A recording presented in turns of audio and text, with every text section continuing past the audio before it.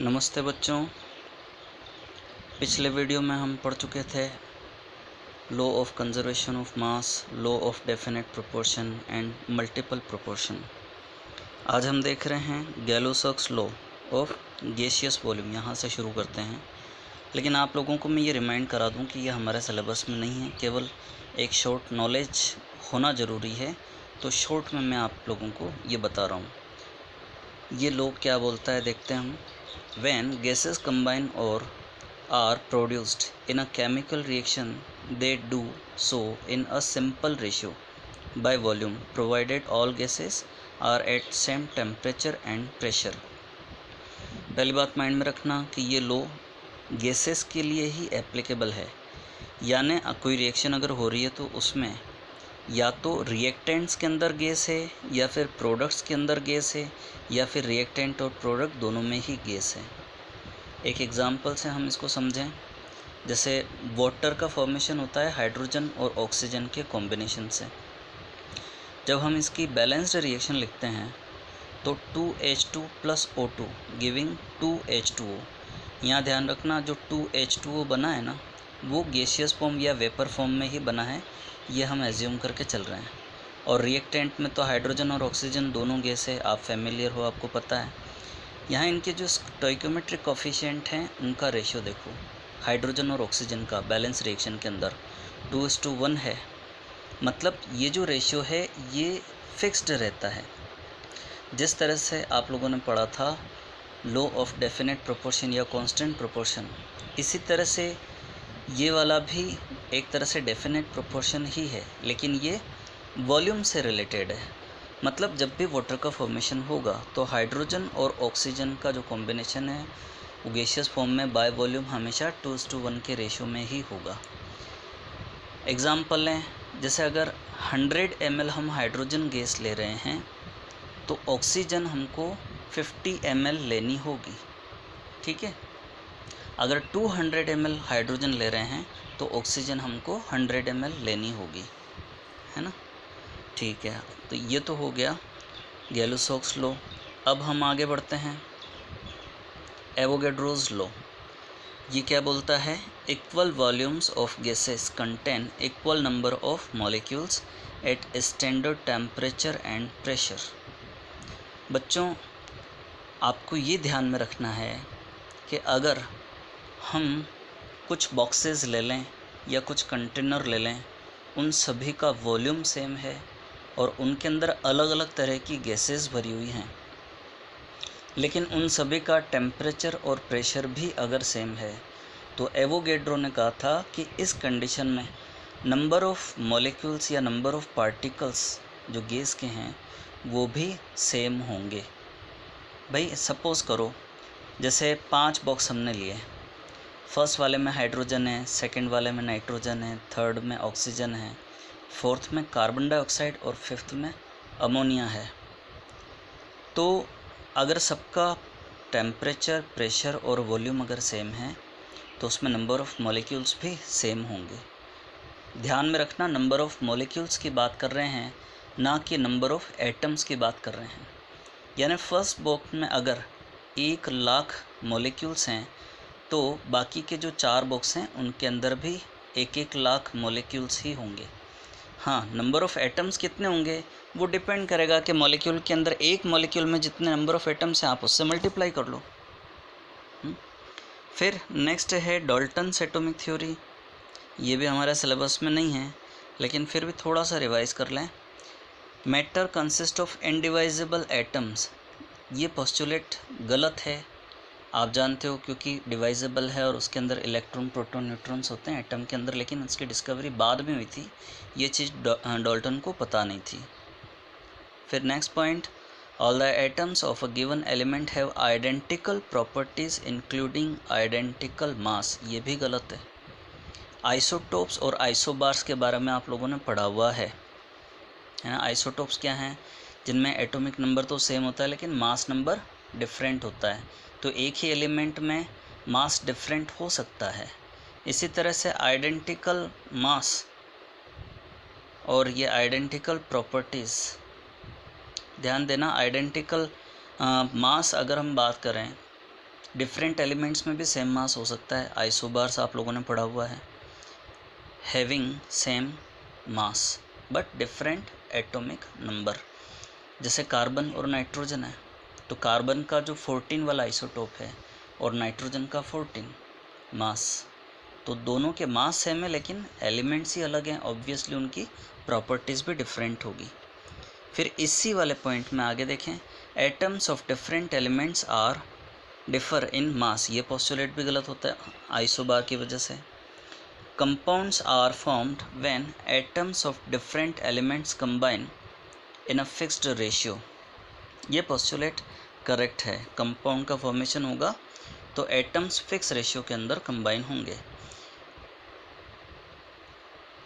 Fourth point, chemical reaction involve reorganisation of atoms, ये भी correct है। This are neither created nor destroyed in a chemical reaction, ये भी correct है।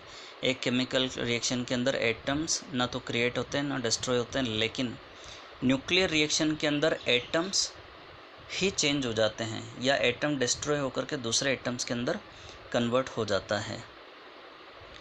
अब अगला टॉपिक आता है एटॉमिक एंड मॉलिक्यूलर मासेस, ये हमारे काम का है। One atomic mass unit is defined as mass exactly equal to 1/12 the mass of one carbon 12 atom and 1 AMU is equal to 1.66056 into 10⁻⁻24 gram. 9th class में भी हमने पढ़ा था 1 AMU का मतलब क्या है। कार्बन का एटम लें, कार्बन कौन सा वाला, कार्बन के 3 आइसोटोप्स होते हैं 12, 13 एंड 14, तो उसमें केवल 12 वाला लेना है। एक एटम हमने लिया, उसके इक्वल 12 पार्ट्स किए और उसमें से एक पार्ट लिया, उसका जो मास होगा उसी को हम 1 AMU बोलेंगे और उसकी वैल्यू ग्राम के अंदर कितनी होती है ये दी हुई है, आप देख रहे हो, है ना। अच्छा, आजकल जो एटॉमिक मास यूनिट है उसको यूनिफाइड मास भी बोला जाता है। IUPAC ने इसको रिकमेंड किया है और एक्सेप्ट किया है। Today AMU has been replaced by U। अब दूसरी बात, यहाँ आप देख रहे हो जो एक बॉक्स के अंदर AU लिखा है, गोल्ड का सिंबल है, ऊपर की तरफ लेफ़्ट हैंड साइड में 79 जो इसका एटॉमिक नंबर है, राइट हैंड साइड में इसका एटॉमिक मास है 196.967। ये AMU या फिर U यूनिट वाला है, इसको अप्रोक्सीमेटली हम 197U भी लिख सकते हैं। फिर नीचे की तरफ आप देखोगे इसका इलेक्ट्रॉनिक कॉन्फ़िगरेशन लिखा हुआ है और एलिमेंट का नाम गोल्ड लिखा हुआ है।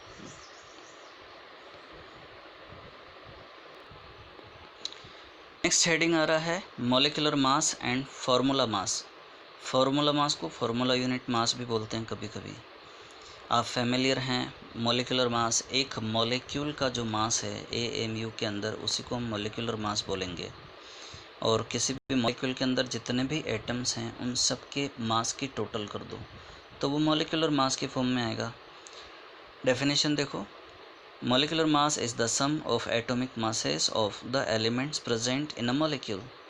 It is obtained by multiplying the atomic mass of each element by the number of its atoms and adding them together.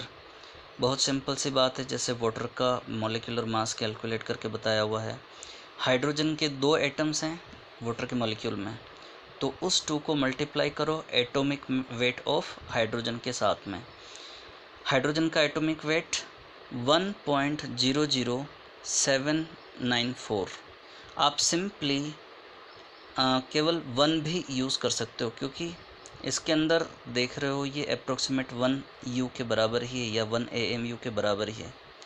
दूसरी तरफ ऑक्सीजन का एटॉमिक वेट या एटॉमिक मास 15.9994, ठीक है।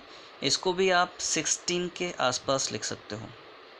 अगर एग्जैक्ट मास चाहिए तब तो आप जो लिखा हुआ है उसको रहने दो और हाइड्रोजन का जो मास है उसको 2 से मल्टीप्लाई करके और ऑक्सीजन का जो मास है उसको ऐड करके फाइंड आउट कर सकते हो कि वाटर का मॉलिक्यूलर मास कितना है।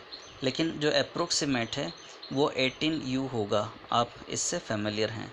Second thing, formula unit mass या फार्मूला मास, उसका मीनिंग क्या है? ये केवल क्रिस्टलाइन सॉलिड्स के लिए ही यूज़ किया जाता है, और क्रिस्टलाइन सॉलिड्स जैसे आयनिक सॉलिड्स होते हैं ना, उनके लिए।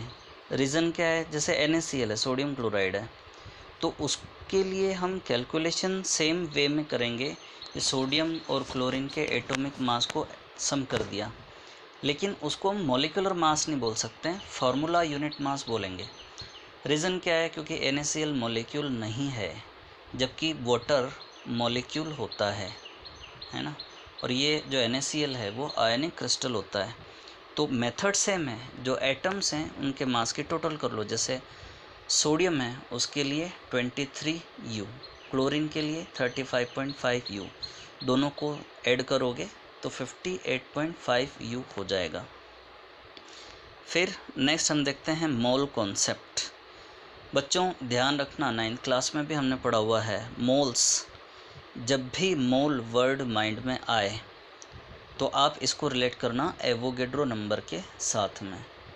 भाई जैसे हम डज़न बोलते हैं तो डज़न का मीनिंग क्या होता है? हिंदी में उसको दर्जन बोलते हैं, और उसका मीनिंग क्या होता है? 12 या 12। बस इसी तरह से मोल अगर बोला जाए तो ये माइंड में रखना, इसकी वैल्यू 6.022 इंटू 10⁻23 होती है। अब यहाँ इसको किस तरह से डिफ़ाइन किया हुआ है, जो कार्बन के साथ में रिलेट किया है, देखो। 1 mole of the amount of a substance that contains as many particles or entities as there are atoms in exactly 12 gram of the carbon 12 isotope। मतलब ये है कि अगर हम कार्बन 12 आइसोटोप लें 12 ग्राम 12 ग्राम, उसके अंदर कार्बन के जितने एटम्स होंगे उसी क्वांटिटी को या उसी नंबर को हम 1 मोल कहेंगे। और आपको पता है कि इसकी वैल्यू कितनी होती है, नीचे लिखा हुआ भी है, 1 mole of atom is equal to 6.022 into 10⁻23 entities. फिर the mass of 1 mole of a substance in gram is called its molar mass. ध्यान देना, अगर किसी भी सबस्टेंस का 1 मोल हम ले लेंगे तो उसका जो मास होगा वो मोलर मास कहा जाएगा। बहुत सिंपल सी बात है बच्चों, अभी हमने कैलकुलेट किया था वाटर के लिए मॉलिक्यूलर मास, वो आया था 18U। अगर हम वाटर के मॉलिक्यूल्स 18 ग्राम ले लें तो वो 1 मोल के बराबर होंगे। तो हम क्या कहेंगे, जो 18 ग्राम है वो इसका मोलर मास है। अगर आपसे पूछा जाए what is molecular mass of water, तो आपको रिप्लाई देना होगा 18U। अगर आपसे पूछा जाए what is molar mass of water, तो आपको रिप्लाई देना होगा 18 ग्राम पर मोल। तो सिंपली मॉलिक्यूलर मास को अगर मोलर मास में कन्वर्ट करना है तो जो यूनिट है U उसको हटा करके G लगा दो, या G के बजाय G पर मोल या ग्राम पर मोल लगा दो। अब नेक्स्ट हेडिंग आ रहा है हमारा limiting reagent.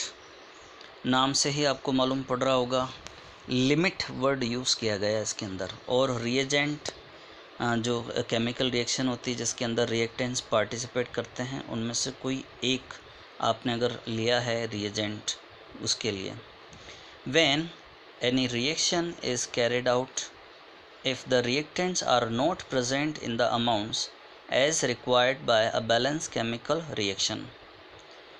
In such situations, one reactant is in excess over the other. The reactant which is present in the lesser amount get consumed after some time, and after that no further reaction takes place, whatever be the amount of the other reactant present. इसको आप यूँ समझिए, कोई भी एक chemical reaction लीजिए, जैसे मान लीजिए कि पानी ही बनाना है, वाटर, और बाय मास रेशियो आपको पता है कि क्या होता है हाइड्रोजन और ऑक्सीजन का 1:8। यानी अगर हम 1 ग्राम हाइड्रोजन ले रहे हैं तो हमको 8 ग्राम ऑक्सीजन लेनी होगी ताकि 9 ग्राम पानी बन सके। या हम यूँ बोल दें 2 gram hydrogen is taken then 16 gram oxygen will be required. Then 18 gram of water will be formed, जिनके मोलर मास से आप कैलकुलेट कर सकते हो easily. Stoichiometric coefficient balance reaction के अंदर लगा करके आप इस चीज़ को इजीली कैलकुलेट कर सकते हो।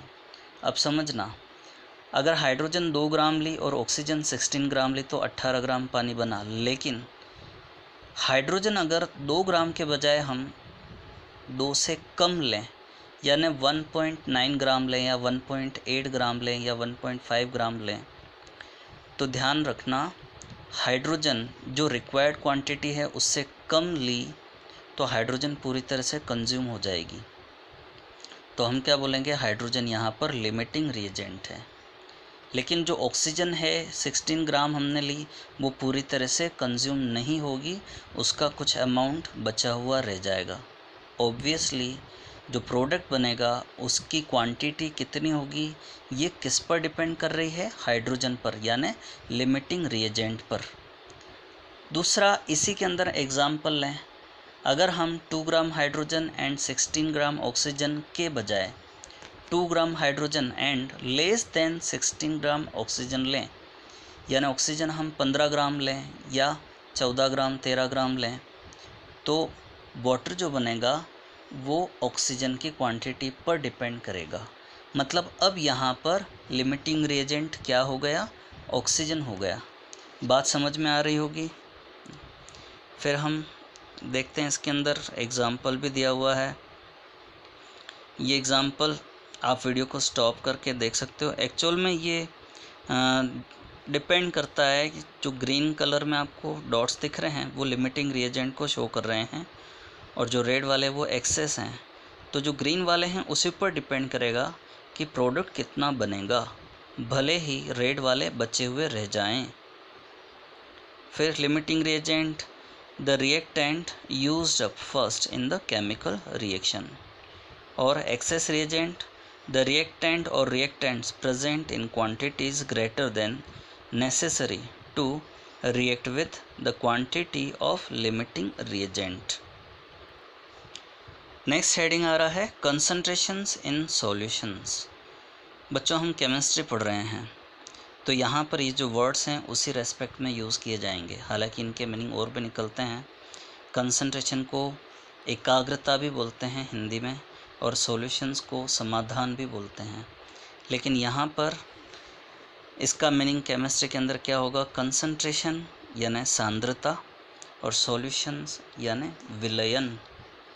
लेकिन ध्यान देना, आपको ये तभी समझ में आएगा जब आपका कंसंट्रेशन अच्छा होगा, और इससे रिलेटेड जो प्रॉब्लम्स होगी उसका सॉल्यूशन भी तभी मिलेगा जब आपका कंसंट्रेशन होगा, है ना। अब हम देखते हैं, concentration of a solution is expressed in 4 different ways. कोई भी सॉल्यूशन है उसके अंदर जो सॉल्वेंट एंड सॉल्यूट है उनका जो अमाउंट है उसको रिप्रेजेंट करने का जो तरीका है वही कंसंट्रेशन है। तो 4 डिफरेंट वेज दिए हुए हैं, मास percent, mole fraction, molarity and molality.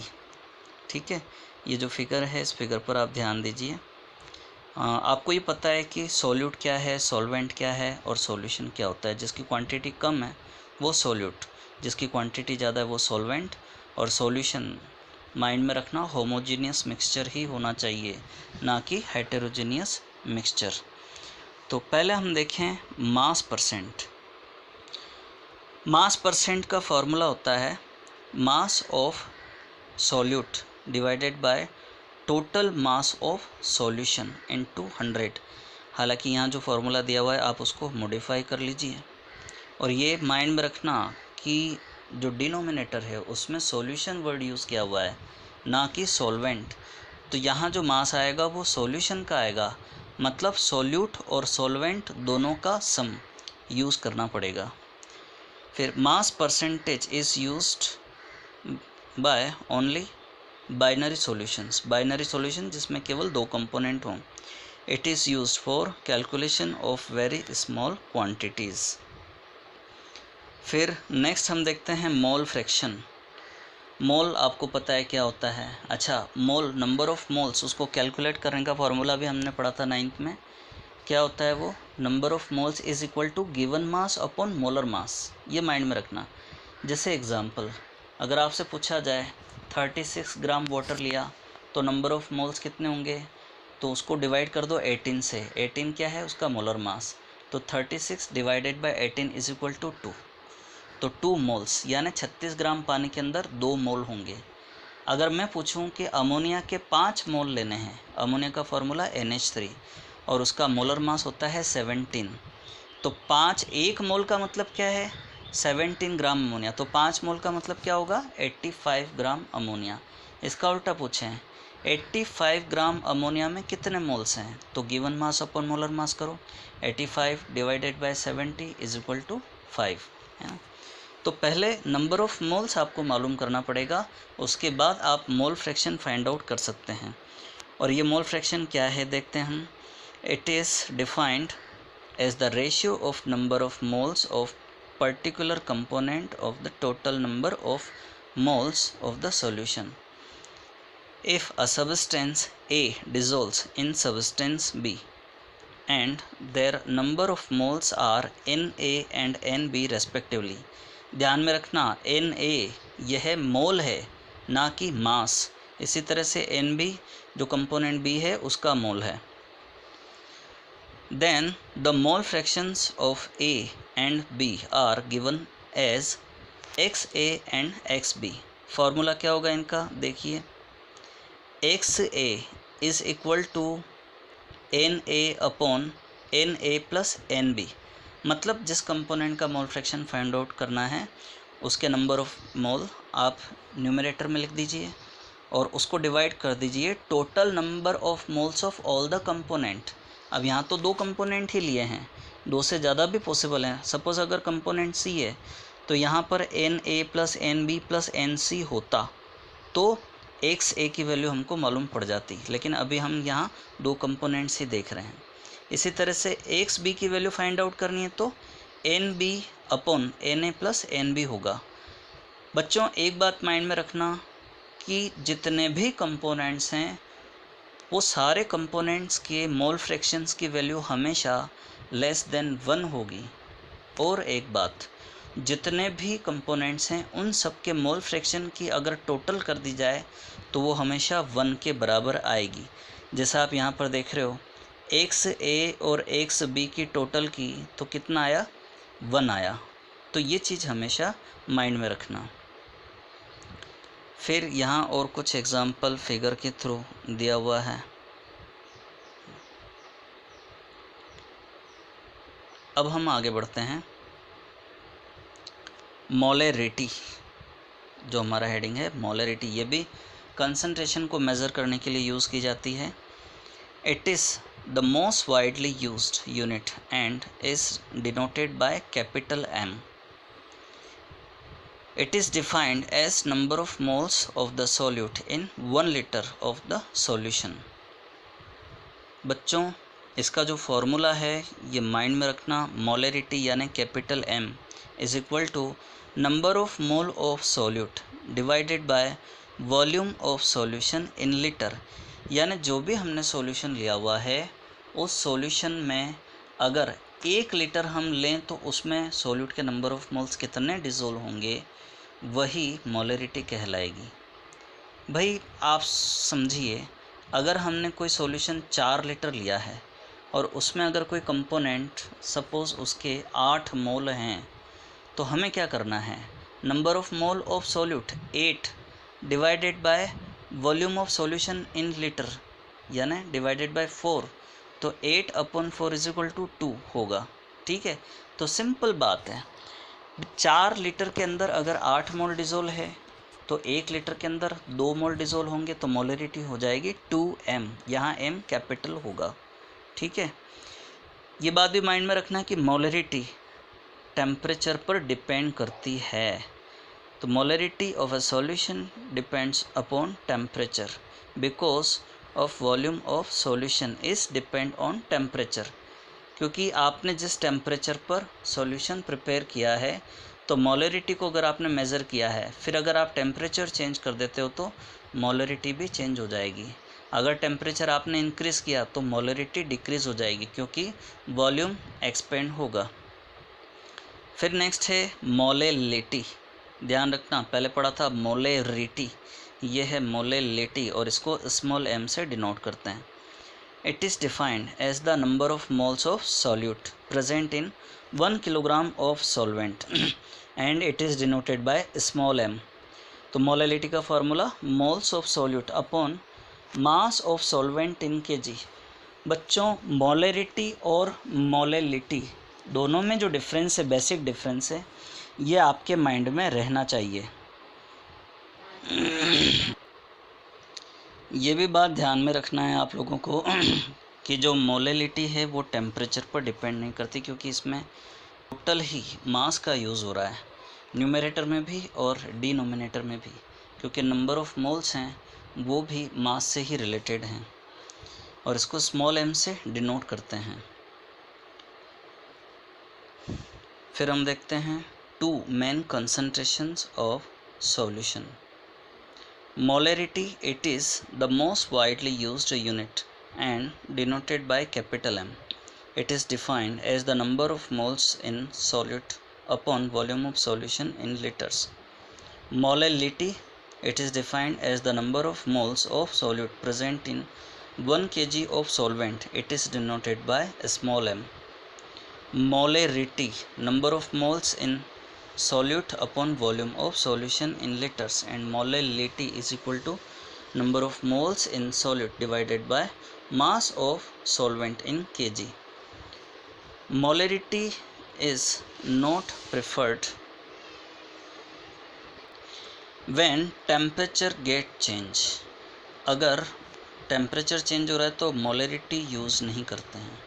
अगर टेम्परेचर कांस्टेंट है तो मोलरिटी यूज़ की जा सकती है, अदरवाइज़ मोलरिटी को यूज़ किया जाता है। फिर नेक्स्ट कॉन्सेप्ट है मोलरिटी से related. In some cases to find the mass of a certain compound, volume of a compound, mass of the second compound and volume of the second compound will be given. In that case we apply the formula m1v1 is equal to m2v2. फिर next heading आ रहा है